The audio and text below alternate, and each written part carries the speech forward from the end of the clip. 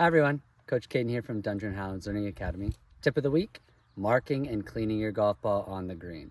On a golf course, the only place where you can actually lift up your golf ball, clean it, and arrange it the way you want is on the green. So what we're gonna do is we're gonna take our marker, or maybe something that is lucky to you. We're gonna mark it from behind the golf ball. We're gonna pick it up. We're gonna clean it off of any dirt and grass stains that may be on it, because that can affect the roll. A lot of golf balls will have lines on them already, like Callaway does, the triple track technology. If not, you can draw a Sharpie with it, or any line, or even the logo of the ball. And most putters will have a line on there as well. And what we're gonna do is we're gonna try and match our line up on our ball with the line on our putter once we decide where we want the ball to start.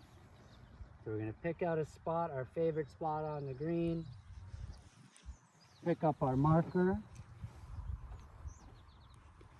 line up our line with the ball, get set, and we're going to try and roll it in.